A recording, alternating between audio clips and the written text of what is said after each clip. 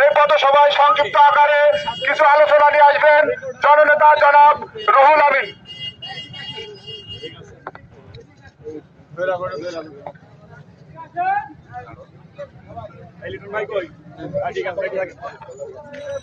আসসালামু আলাইকুম ওয়া রাহমাতুল্লাহি ওয়া বারাকাতুহু।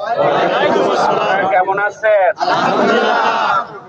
আলহামদুলিল্লাহ, আমরা ভালো আছি। এবার ঈদটা ভালোভাবে আমরা পার করেছি, এজন্য মহান রবের দরবারে শুকরিয়া আদায় করে বলছি আলহামদুলিল্লাহ। আমাদের এই কাজ কতদিন চালাবো?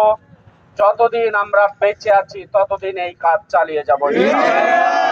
আমাদের কাজ মানবতার কল্যাণের জন্য কাজ, সুতরাং এই কাজ যতদিন আমরা বেঁচে আছি ততদিন করতে হবে। রাজি আছেন? একদিন মোটরসাইকেলের শোভাযাত্রা মাহফিল করার মাধ্যমে আমাদের কাজ সমাপ্ত হবে না। আমাদের কাজ বিজয় হওয়া পর্যন্ত এগিয়ে যাবে ইনশাআল্লাহ। এ কারণে প্রতিটা ইউনিট থেকে, ওয়ার্ড থেকে, গ্রাম থেকে, বাজারে বাজারে প্রতিনিয়ত গণসংযোগের কাজ অব্যাহত রাখতে হবে ইনশাআল্লাহ।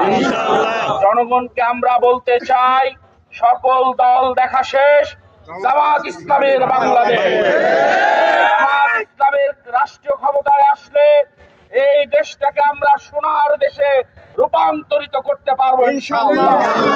মানুষের ভাত এবং ভোটের অধিকার ফিরিয়ে দিতে পারবো ইনশাআল্লাহ।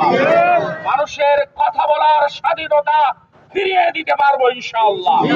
এদেশের গণতন্ত্র, এদেশের ইসলামী মূল্যবোধ পুনঃপ্রতিষ্ঠা হবে ইনশাআল্লাহ।